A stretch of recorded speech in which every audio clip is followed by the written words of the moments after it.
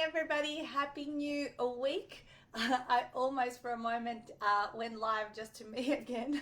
I have to always figure out to make sure Facebook has got my privacy settings are set up correctly. So I hope you had a wonderful weekend no matter where you are and enjoying this warmer weather. If you're in Australia, we certainly are spending a lot of time outside. We went with the kids to Wet and Wild and also to the beach on Saturday once more. The beauties of being just 10 to 15 minutes away from a beach is really certainly lovely, and really enjoying not having to wear too many clothes and hanging out just in my bikinis. So today I wanted to talk about turning the complex into simple for success. Because one of the things I have found and I guess observed over my time and experienced it myself, the simpler we keep things in our lives and businesses, the easier it is to thrive and to attract people and to explain ourselves to be understood by others. So I wanted to give you guys today some insight around why do we overcomplicate things? How can we go about simplifying, and what are some of the benefits, and what do other people think when they find things too complex? So we're going to go through some of those things today, and then I'm going to go into my authors group and I'm going to give them some author hacks for keeping things simple. So if you're on the call and you're watching live, give me a yellow, and a yellow because I'm yellow, and let me know where you're watching from. And if you're on a recording, same thing, just let me know you're watching the recording, and certainly share your comments and insights along the way. All right, so let's get into it for this morning, and that is first of all to discuss why do we overcomplicate sometimes things in our lives. Hey Lisa, great to see you this morning. Okay, so sometimes we overcomplicate things because we lack true understanding and knowledge behind the subject we explaining. So we kind of go round and round and round in circles, not really making full sense, and therefore saying way too much because we're actually still trying to make sense out of what we're explaining. I found this to be true in the early stages of my business. You would go out networking and you would get up to explain what you did, but even after saying things for like a minute or two, I would still go, did people really get what I was saying? Because I myself didn't have that crystal clarity behind who I was. I was a life coach. How do you explain what a life coach does? Which super sharp precision in 10 words or less. Good morning, Suzanne. And so over time, with repetition and saying things more and more and more, so the key to actually gaining that knowledge and understanding behind who you are, what you do, is to continue repeating, repetitively saying it and tweaking it and adjusting it. And what I say is externalizing it. So externalizing it for yourself, because that way, the more we externalize, the clearer we become. So often people say, I know what I'm trying to say, Nat, and I know exactly what I stand for, but it's so hard to communicate it to others. And this is really the key to success, is being the ability to become a really crystal clear communicator and to say more with a lot less. Okay, so why do we overcomplicate things? Is often that lack of knowledge and experience behind it. Good morning, Jody. Great to have you as well. All right. Now, the next thing is lack of time. So perhaps we haven't given ourselves enough time to understand and deeply, digest all the complexity behind what we provide or what we intend to provide. So there's just the timing factor that comes into it. And often people go, oh, but Nat, you're so clear in what you do. You're so focused. You can say and, teach something and you get smack bang on the point. But that's because I've been doing it for 10 and a half years. Often people, when they're in that startup stages, good morning, Annette and Janine. Often people who are in those startup stages, they're still finding their clarity. They're still starting to externalize. They're still, perhaps haven't found the direct, super sharp focus that they are, that they stand for. So therefore, there's that lack of time and, the ability. You cannot fast track. You cannot fast track the 10,000 hours it takes to build like deep expertise behind something. Okay, so that's another reason why initially, people who are new at what they do can, seem unclear around what it is. Just haven't had enough time to externalize it. Good morning, Heidi, as well. All right, next one is the fear of getting it wrong. Okay, so if you if you say lots of things about something, maybe some of the points you make will be right rather than just or maybe you've always been used to doing or saying what you do, something in that familiar way, and you haven't done it in a different way, so you're kind of sticking to your comfort zone in order not to get it wrong if you were to tweak and adjust it to a more simpler format. But we all know the simplest solutions, the simplest way to communicate. It's like you kind of just think, oh my God, people who have become really, really successful at their things, when you look at what they stand for, it just seems super, super simple. Yeah. And they can say it in 10 words or less. And that's one of my challenges to you today, is to say what you do in 10 words or less. Because what we tend to do also, and why we overcomplicate things, is we use a lot of jargon. Okay, jargon behind our expertise that really cannot be understood by our ideal person that we want to understand, who perhaps doesn't yet have that awareness to understand, to understand what we're talking about, right? This is often why you might notice then that the most successful people in the world, not every single one, but the most successful people in the world generally have really low levels of education, right? Whereas when we think about people who are academics and PhDs and really highly educated people, we don't see a lot of them, like out there, super publicly, uber successful. I'm not saying there isn't. There is, but often when you hear the zero to hero stories of people who have amassed amazing success, they have come from, quit school in year 10 and just got out there, got their hands dirty, and just learned through making mistakes. Yeah. And I see this to be true because I tend to attract also a certain amount of people who are in an academia, right? And they have PhDs and all that kind of stuff, which is amazing, and they're super smart. But, even when I sit down to talk to them, often when they try to explain who they are and what they want to write about and why they actually hire me, they hire me. I miss you, Gail, me too. They hire me because of the fact that I can take that complex and turn it into really layman terms, yeah? So the majority, so that it can have a wider appeal and not just to those that understand the lingo or the jargon, right? So part of the reason I think also I have come to where I am because I didn't speak English before the age of 14. And then, so my vocabulary is not super massive in English, right? And so when I express myself or when I teach people what I teach them, I actually use really simple language. And that's, I think some part of that plays a huge part as to why a lot of people understand what I'm saying and how I'm saying it, because I'm not overcomplicating or going down this rabbit hole that people kind of go nuts. There's one big famous saying that I heard from in a seminar it was, and it really stuck to me to this day, and I keep repeating it to my clients and my authors, and you might want to write this down, and that is that a confused mind will always say no. A confused mind will always say no. Okay, isn't that interesting?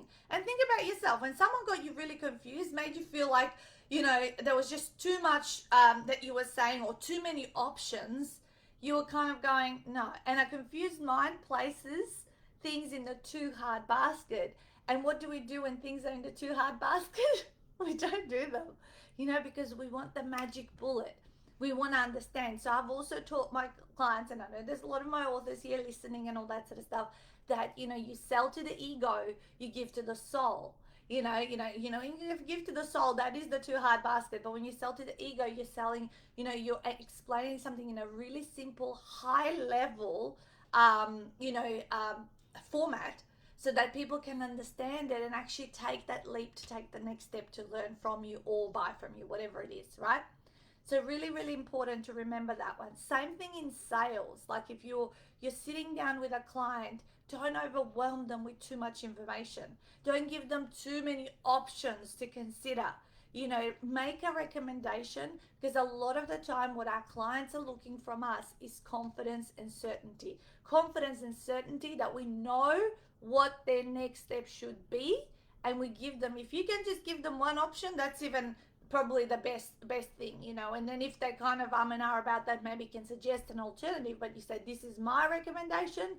If you cannot go down this path, it could be this, right? But don't lay out in front of them 6 or 7 different options. All right, so really, really important. So remember, confused mind will always say no. The principle, the KISS principle, why was that invented? Right? Keep it simple, stupid. Because it works every single time. Hey, Louise, great to see you. Thank you guys for saying hello.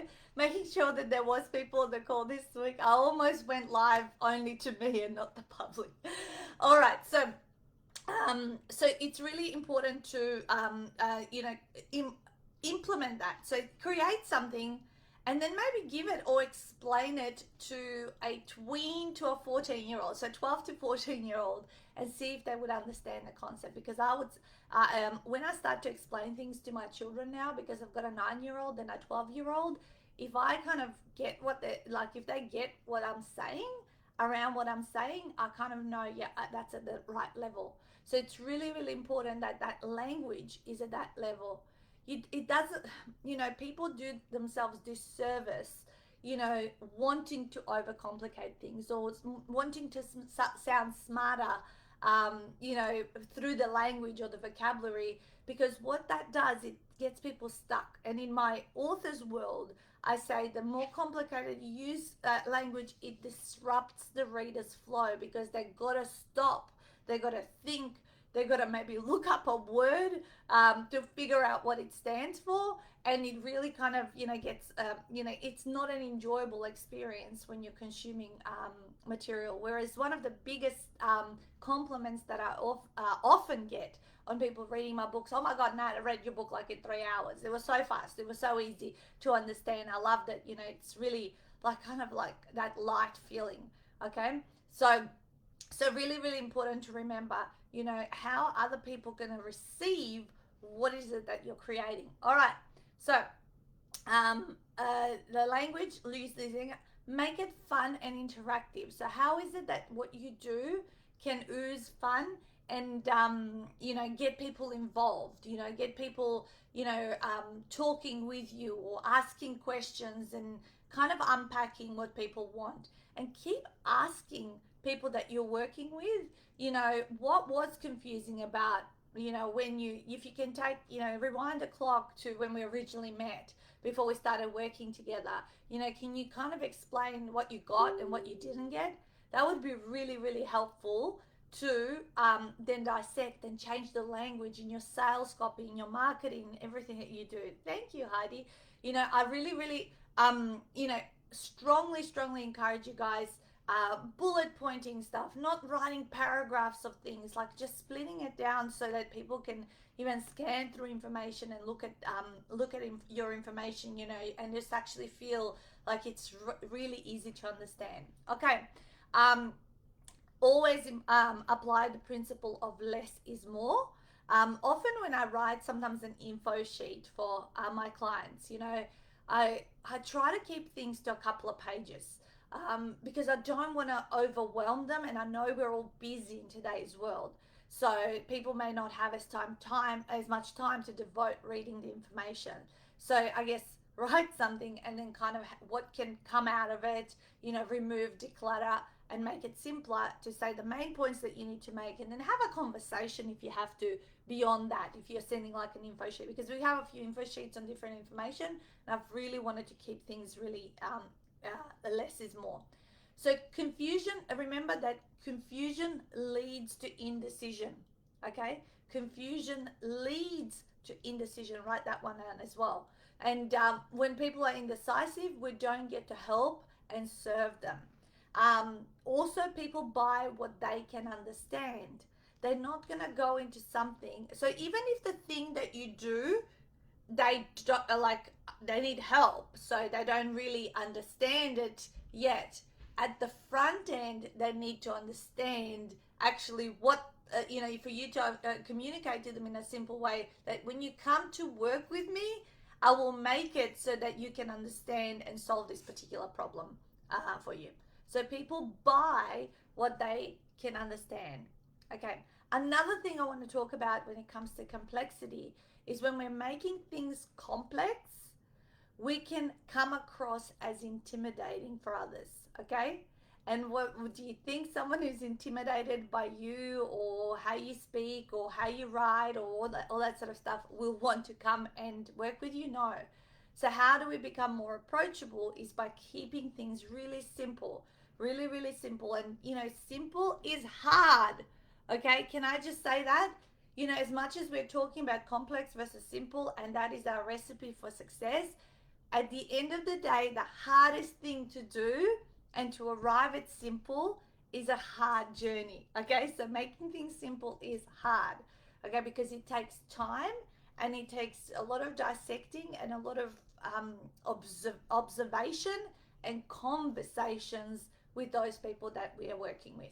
Okay, so I'm talking about this in the context of business and clients and how we communicate our expertise. But all of this actually is transferable if we look at our lives. If you live in a house, how simple is it to live in your house? Okay, I'm very much of the I like minimalism. I like clean lines. I like decluttering all of the time.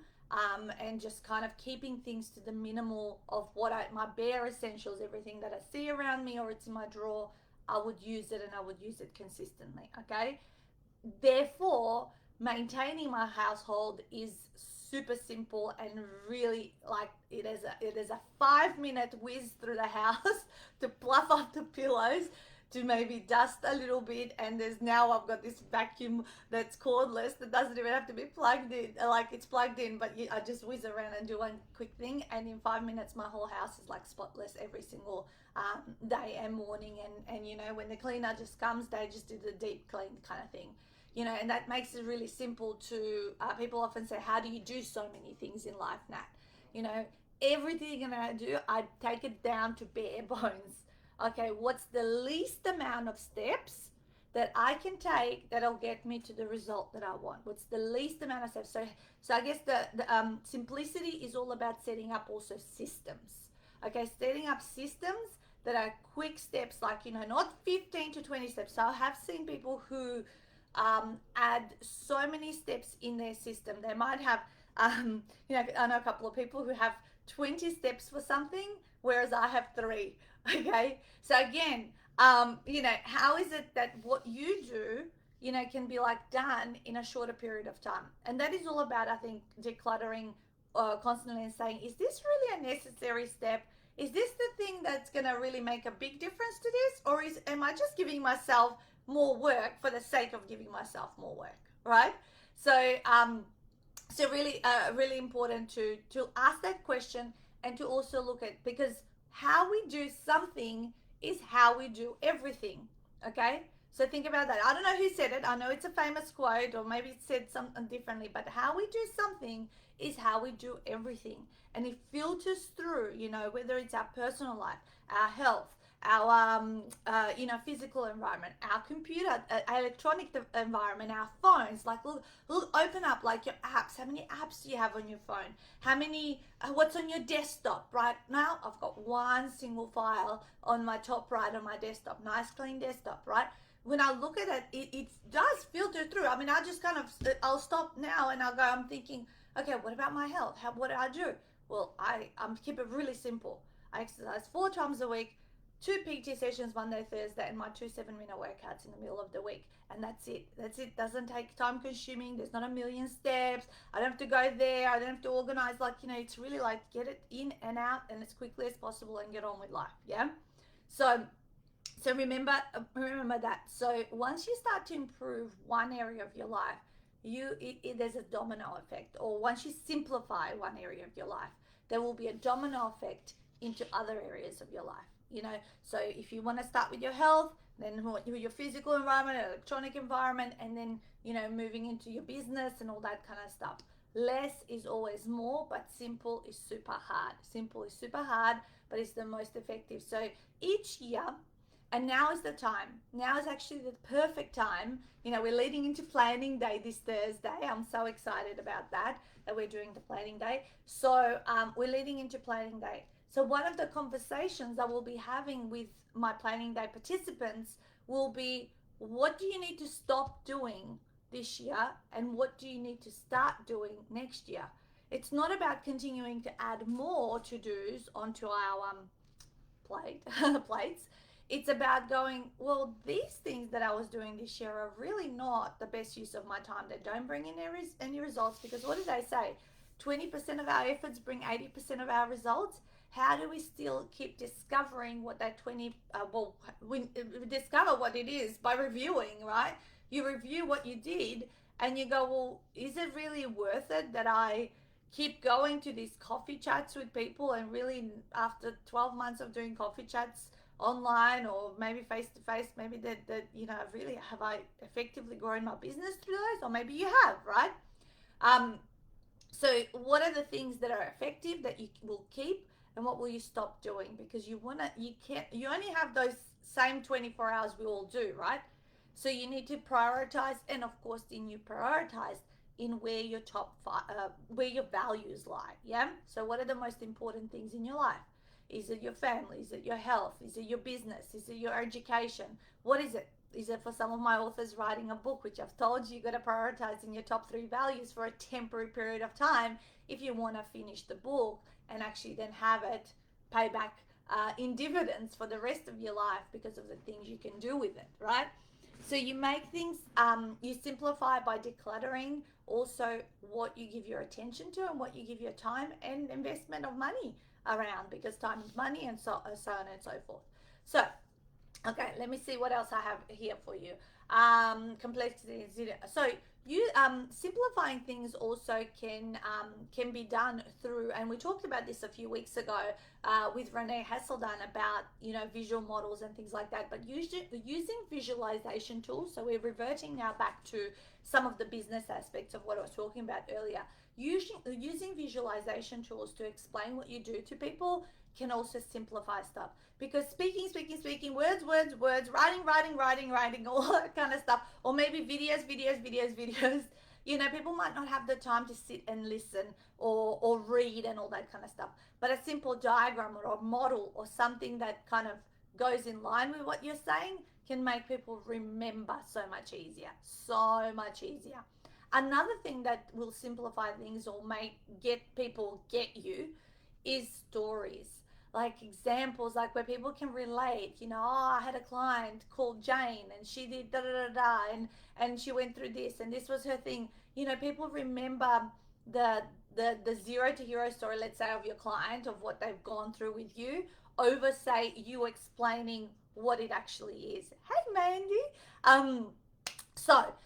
Really think about implementing stories within what it is that you do, because when people hear a story, they might very easily put themselves in the shoes of, I am who Jane was. Maybe this person can help me, and hey, they've got this model that shows a system and shows some simple steps, yeah? And often what Renee talked about a couple of weeks ago was the fact that you don't want to have more than 5 steps. In some of her models, she was only talking about top 3, yeah? To really keep it simple. All right, so the other thing we were talking about is drop the business jargon. Too much of something that people haven't heard before can really be, as I said, intimidating, and therefore they will not progress to the next step. Think about a different thinking modes. Different ways a problem can be solved. So go maybe into a different environment. So say for example right here, this is my, if you like, productivity space, delivery, training, all that kind of stuff. It's not my creative space, right? But over there is this corner chair that you may have seen in the corner of my room, which is where, I would read or I would just relax and chill out. And it's, even though it's in the same room, it kind of anchors something different that I would do in that place, yeah? Or I might go sit outside on the outside furniture and just chill out and watch the fountain and the pool, and I just kind of like come up. Well, the ideas of the live today came about there. I was reading a book, and while in the middle of reading a book, I had the ideas spark up. I put the book down, I picked up the phone, opened my notes section, and I started making notes about it. So really, really important that, when those moments of inspiration come, or you take yourself away from your focused and productivity space into your creative space, that you start to think of different solutions of how you achieve the same goal. Because I'm sure, the famous saying, there's many different ways to skin a cat. I know that's, some people don't like me saying that saying. So, it's just a metaphor, right? There's so many different ways to reach your success, and so make sure that you also try to see your thing, because we can sometimes become, what is it, banner blindness. They talk about the banner blindness on social media when you advertise. If you keep putting up the same thing in front of people's faces, that's how you mix it up. It's important that you do that for your own business as well, that you actually are tweaking and adjusting what it is, how you provide the solution and what are better ways. Because if I think about Ultimate 48-Hour Author and how the model and we reached the solution in the first few retreats versus how we've achieved the solutions in the last few retreats, it's almost not even the same model. There's tiny little similarities, but the systems, the simplicity, the understanding of our author and what their struggles are now, so much time after, I guess we've worked those 10,000 hours. We have understood the depth behind all of this, and we're very clear on what the outcomes are, and we get them a lot faster. All right, step back, look at the bigger picture, and have a look at, because actually this is what you're selling to people. You're selling the big picture of what you do. And that is a really, really important aspect of, being able to sell that bigger picture and the vision, keeping it high level so that you can then go into the nitty gritty once you guys are working together. All right, so I hope that has given you some food for thought. And you're going to have a look at not just your business, but also simplifying everything around you so that you can have time, right? At the end of the day, if you've started a business and you've got into business for yourself, to live a lifestyle, to not answer to anybody, you've got your work cut out for you, because making things simple is hard. But once you create that and you develop the muscle for it, then you're going to do it in every single area of your life, and you will then have abundance of time to do as much as you want, whenever you want, with whomever you want, and as well as keep scaling your business, because then once something is understood, it is wanted by a huge majority of people. Okay, so have a beautiful week ahead. I, as I said, am getting ready for Thursday being our planning day. We're going to do 9 to 5 Melbourne time via Zoom. If any of you who are watching want to take part in that, we can still take. I'm actually having another 4 more chats with people about planning day. I'll put the link in the comments box when we finish. You can book a 10-minute slot just to see if this is for you. It is a business planning day. It's not a book planning day, right? It is about implementing and calendar planning and setting intentions and income stream goals for 2021. Okay, so it's a small business, ideal for coaches, consultants, health and wellness, those kind of people in a service-based industry. All right, have an amazing day. And I'm going to go into the authors group, and I'm going to talk about, from the author perspective, some author hacks on keeping their book projects really, really simple. And what do I always say? Smash it out. Bye.